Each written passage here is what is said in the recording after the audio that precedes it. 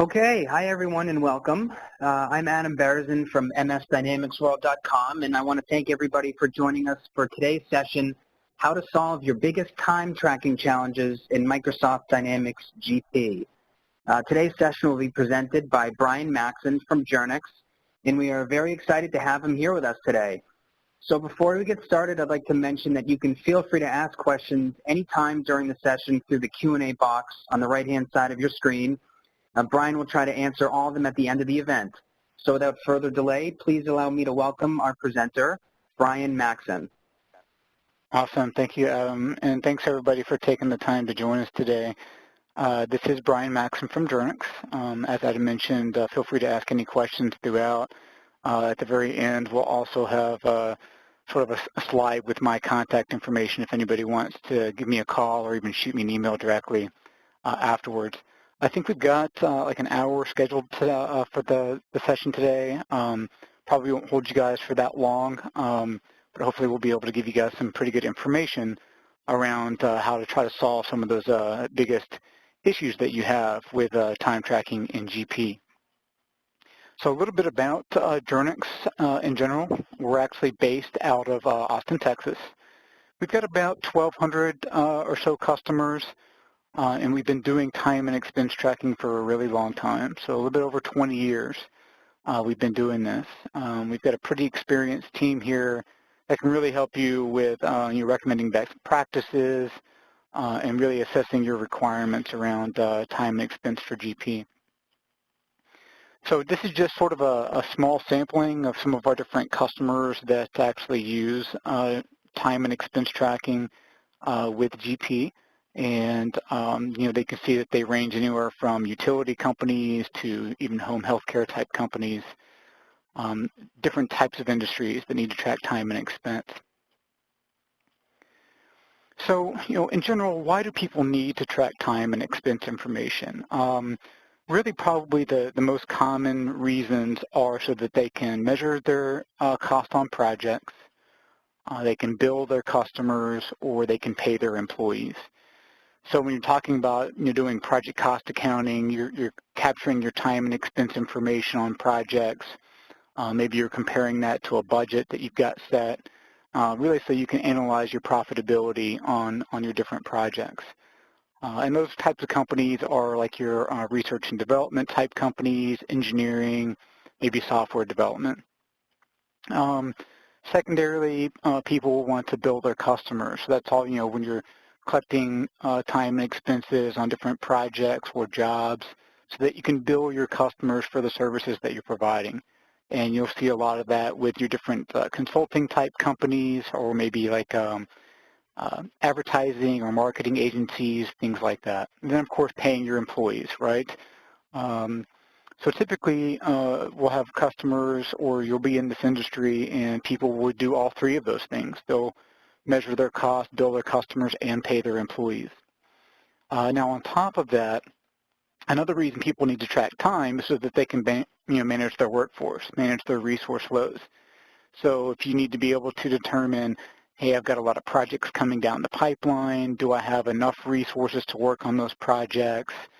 Do I have the right resources to work on those projects? Or maybe I need to outsource some of that work to a third party.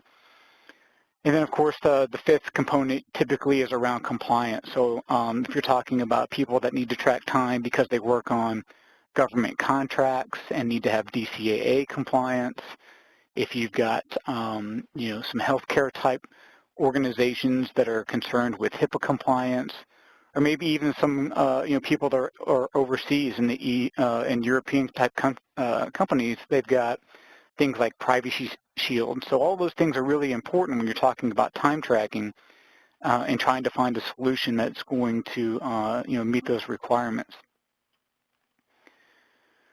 So more specifically, how do I track time in Dynamics GP? How do I need to collect that data? What's important to me?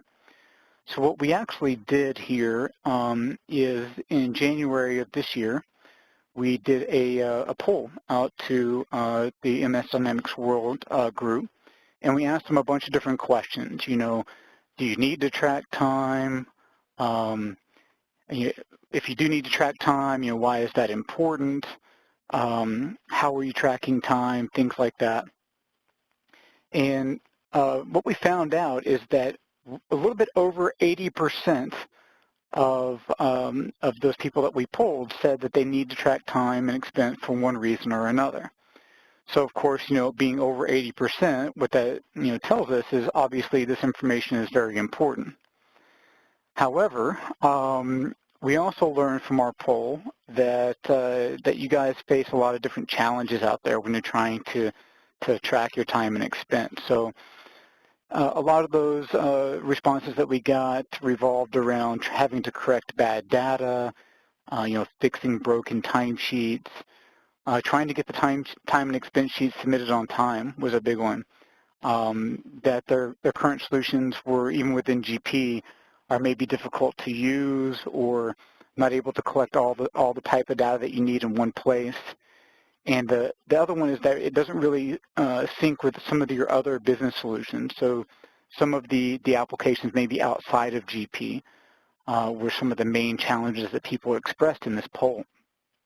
And so if we sort of put those into some of the main top 4 challenges, the most popular one and probably most common was trying to get people to do their timesheets on time.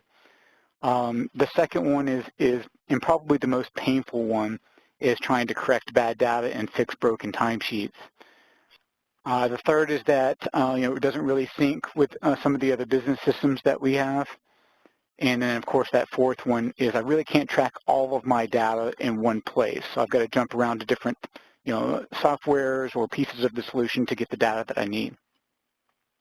So if we break that down to just a little bit more detail and talk about how we can maybe try to solve some of these problems or challenges, the first one is trying to get these timesheets submitted on time. So, those are out there that are familiar with the movie Office Space. They're sort of like those TPS reports out there trying to collect that. So there are a couple of things that you can do to try to help solve this problem. And the first one is try to make the user experience as simple as possible and make it as convenient as possible. So if you've got people out there that are still doing paper timesheets and Excel spreadsheets,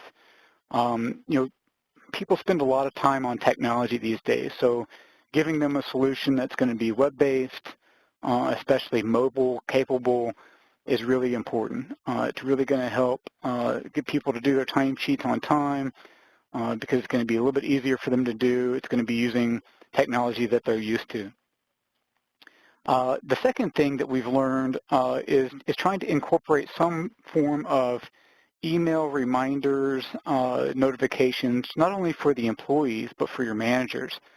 So if you can send reminders to people maybe on Thursday or Friday to remind them to do their timesheets every week. Maybe even let them know if they're late doing their timesheets so they can make sure they need to go in there and do that. And then also notifying their manager. So if the manager has a way of knowing who hasn't done their timesheet, it really helps with that workflow process and make sure that the timesheets get done on time so you can process information for your cost accounting, your billing, or your payroll purposes. And third, I'll say, is just giving your administrative staff sort of different tools and mechanisms for being able to check the status of everybody's timesheet. And what I mean by that is try to reduce what I'll call the sheet hunting process, where you're trying to look through stacks of paper timesheets or Excel spreadsheets or even the time tracking components within GP, and not really having a good feel for, is this timesheet still open? Has anybody even put any time into it? Is it submitted? Is it approved? Because ideally that you want all that information to be approved before it flows back into your accounting and payroll processes. So giving your administrators some type of view and tool will really help with that. And so, for example, what one of those might look like is, in the Journyx world at least, is something that we call timesheet compliance. And what this really tells your administrators is, okay, here's a list of all of my the people in the organization. That could be different managers or even down to the employee level. And it just gives you a basic concept of where everybody's timesheet stands. Is it still open? Is it submitted? Is it approved? And again, this is really just going to help your administrators reduce that timesheet hunting process that everybody has to do at the end of every week and really try to rush in getting all that done quickly to cram it into their accounting and payroll processes. So those are really some of the struggles that people have around getting time and expense sheets done in a timely fashion, and hopefully some tools that you guys can have to help reduce that risk. This next one is where I'm going to really spend most of my time because this is probably the very most painful process for any accounting or payroll administrator, and this is trying to correct back data or fix broken time and expense sheets. So before we get into really some of the solutions, I'll talk a little bit about the timing of doing corrections around time and expense tracking. So it really depends on where you are in the process of collecting this data all the way through to closing your period in GP. So, for example, if the end user realizes they can make a mistake, they can always make that correction before they submit their time or expense sheet for approval. That's very simple. They can change it right there and submit it. If they submitted the sheet, a good solution will lock down that sheet so the employee can't make any changes to that. And the manager at that point in time could either reject that back to the user, allow them to make the appropriate change, and then resubmit it, or you can give managers tools to make the changes themselves. Now, if it's been approved, typically what we recommend is that you then give either somebody with an administrative type role the ability to make changes to those records, or you send that through what we'll call sort of a prior period correction process where you're actually making corrective records to an approved sheet. And all of those records, depending on where they're at in that process, can flow in as either a new record or a corrective record into GP. The only other way is if you close the period in GP. At that point, we sort of just recommend that you make the correction in GP and then you make the corresponding correction in whatever solution that you've got as well, so that the records stay in sync, but we're not sending corrective records over to the accounting system once it's been closed. So again, it all sort of comes down to the timing and where it's at in the process as to what method you do your corrections. But to get into some of the solutions that we're talking about, the biggest thing to really consider is to keep the time tracking thing as simple as possible. As nobody really likes to track time, so the simpler you can make it, the better. So for example, some things you can do around that is instead of giving everybody access to maybe all the projects or all the cost categories that might be in GP, you may want to limit that down to maybe just the projects and categories that are relevant to whatever company they may belong to, or maybe what team that they belong to. We also sort of recommend you give them the ability to create what I'll call like a timesheet template, or sort of create a set of favorites. So the things I work on a pretty regular basis, I don't have to recreate my timesheet from period to period. And anything you can do to really improve the user experience, that's really going to cut down on some of the errors that they've got on the timesheet. The second thing that I'll talk about is what we sort of call data entry validation and overtime calculations directly within your solution. So ideally, if you can catch a lot of those corrections up front, what it will do is it'll help eliminate those corrections needing to be done down the path. So if you can build in data validation rules that correct that at the beginning, it's really going to help improve the accuracy of the data. In addition to data validation, any overtime calculations that you can build directly into the process, the better. So if you don't have to worry about end users picking if something was overtime or not overtime, for example, that's really going to reduce your risk on having inaccurate data from a payroll perspective. So finding a good solution that allows you to validate your data entry and calculate your overtime is really going to help cut down on some of your corrections. We talked a little bit about this third item, which is really having a flexible, multi-layered approval workflow process.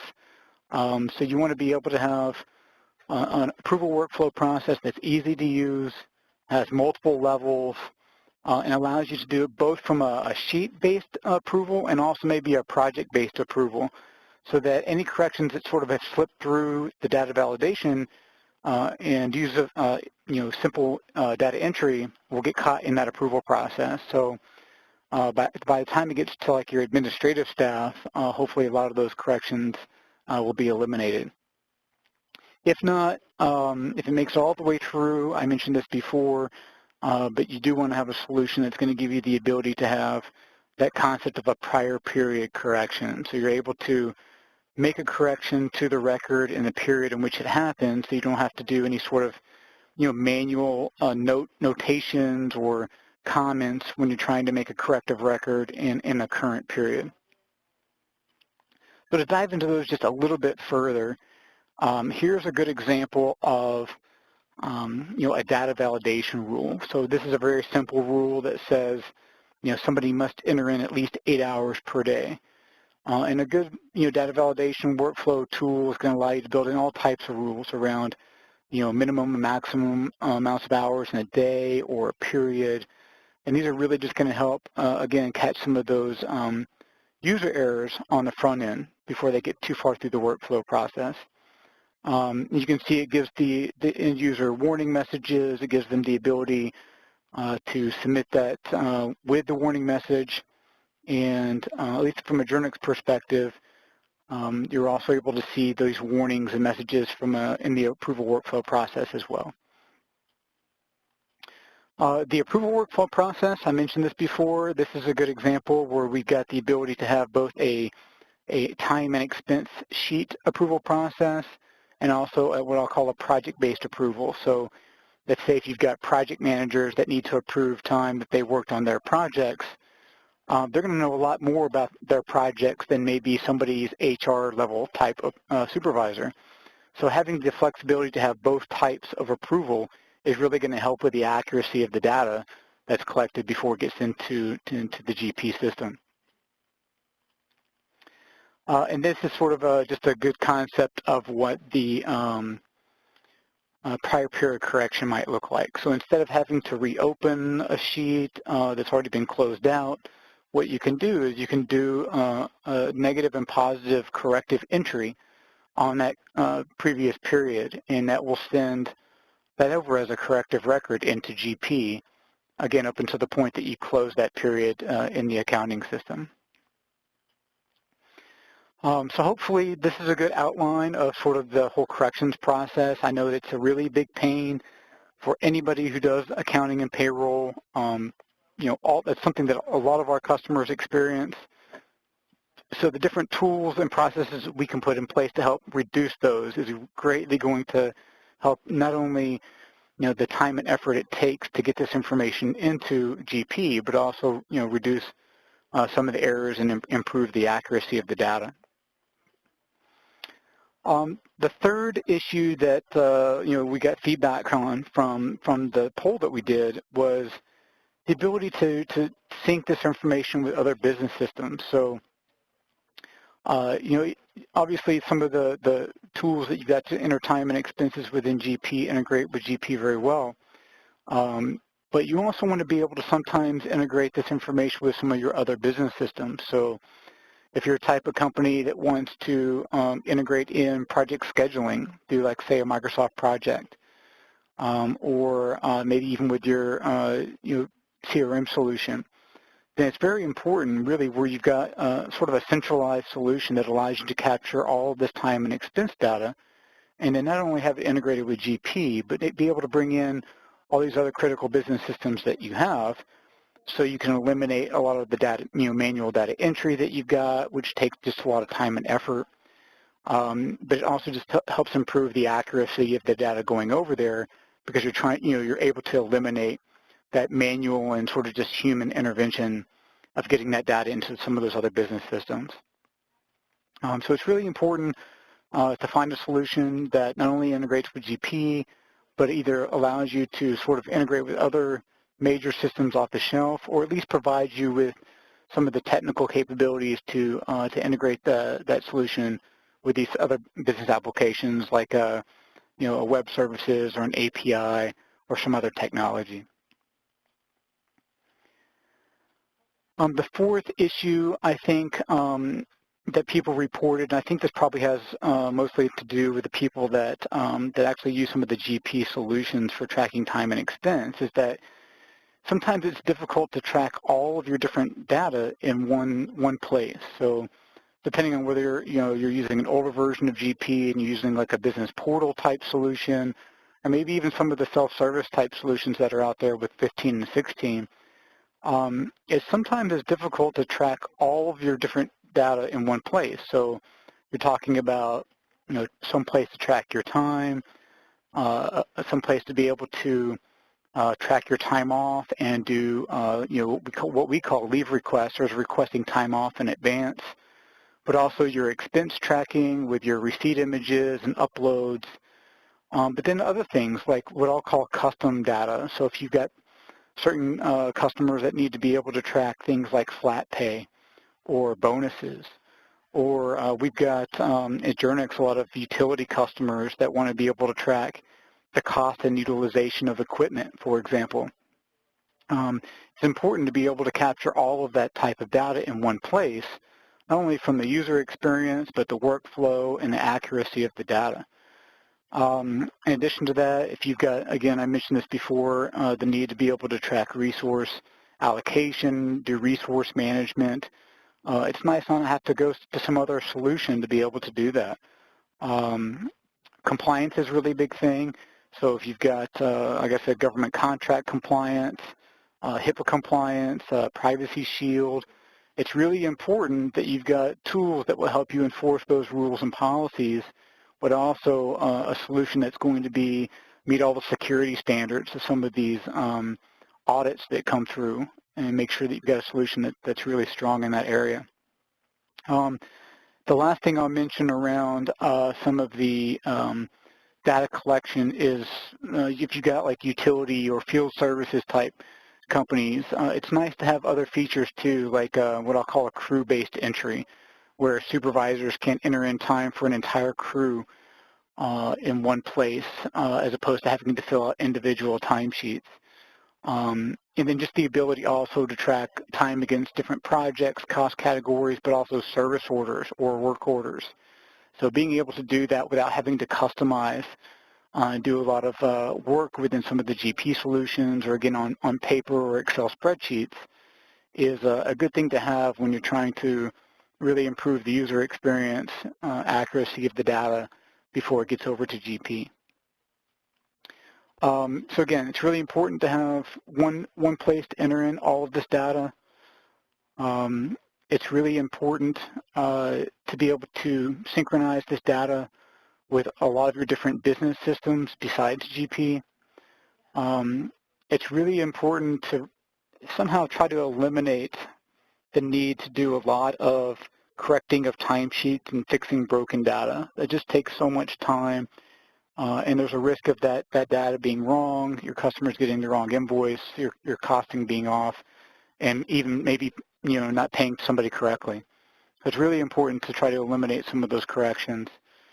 And then just the general idea of trying to get people to do their time and expense sheets on time is really critical, so that you're not trying to rush at the end and trying to push that through. That's when mistakes get made. That's when people don't get paid correctly, and your information is just wrong. So hopefully that's a good overview of sort of the four main issues that you guys expressed to us were important through our poll that we did. And this is just an example of a type of entry screen that's got the ability to do your time and expense and custom data all on one screen, as opposed to having to jump around to different parts of the application. So hopefully I was able to answer a lot of your questions. Like I said, this is my contact information. If you guys do want to contact me directly, you're more than welcome to. I think Adam was going to sort of moderate our question and answer session here at the end, if you guys do have any questions that you submitted throughout the process here. Great, thanks, Brian. Yeah, if anybody has any questions, the Q&A box on the right-hand side of your screen, please feel free to type those in, and Brian will get to them. And I don't know, Adam, I sort of burned right through our poll thing, so if it's still a convenient time to do that, we're able to put that poll up there where people can respond back to that, that would be great. If not, it's not a big deal. I'll open that poll right now. Yep. Great. And then actually, while people are answering that question, a question just came in. Is this just clocking in and out through a computer, or do you sell hardware for clocks? So Journyx's solution is actually a web-based and mobile-based solution. So if people do need to record in and out times, they can do that through the web interface or through a mobile phone app. We don't actually do the physical clocks or hardware type solutions.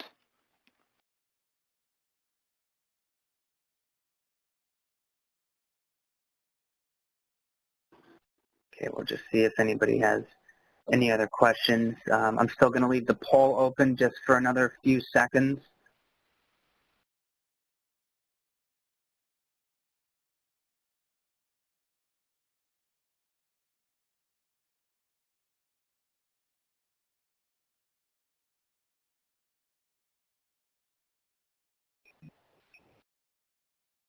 All right, so I'll close that poll.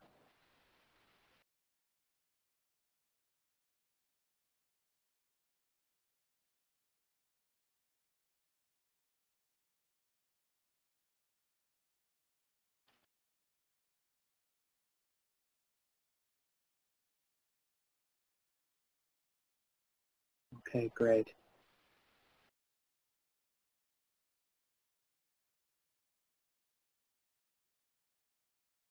Okay, Brian, another question just came in. What sort of data validation rules could we have in place? So there are a lot of different data validation tools that you can put in place. They can validate both time and expense entry. So for example, some examples might be that I can't work regular work hours on a holiday, as an example, so people don't make that mistake. Or you could say that people can't enter overtime unless they work 40 hours in a week. Just as a few different examples. Now, from an expense standpoint, if you've got people that track expenses and need to do per diems, let's say, where you can't spend more than, I don't know, $30 on a dinner, or, $100 on a hotel room. That might be kind of cheap, but as an example, those are a couple of different types of validation you can put in place so that it just really helps to make sure that the data is entered in accurately by the employee.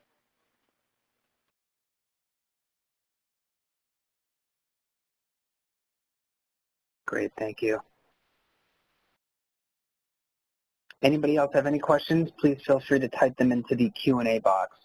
Brian, we'll just give people another minute or so to collect their thoughts.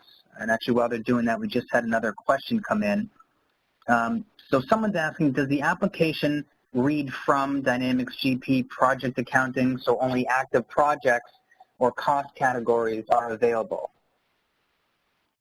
Yes, so we have an off-the-shelf integration tool we call AccountLink that does a bidirectional integration with GP, and it does only bring in, unless you chose to bring in all projects, typically the default is to bring in only those active projects and cost categories, and then that determines what is visible on the employee's timesheet.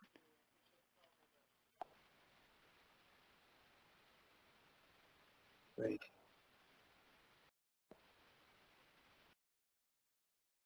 See if there's any others that come in. We'll just wait another minute. The same person's asking, does it also use the access list for those projects? It does. It uses the project access list. If you're, especially if you're talking about using project accounting, which I'm assuming that's where that question's coming from, then it uses the project access list to drive the accessibility to those projects by the user.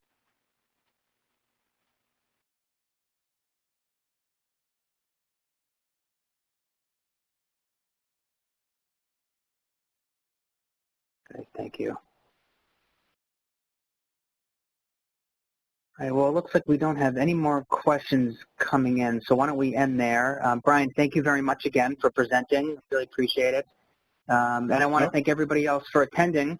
We recorded the session, so we'll post it online probably in the next few days, and we'll make sure to notify everyone when it's up. Awesome, Adam. I appreciate you guys attending. Thank you very much, everyone. Bye-bye. Thanks, guys.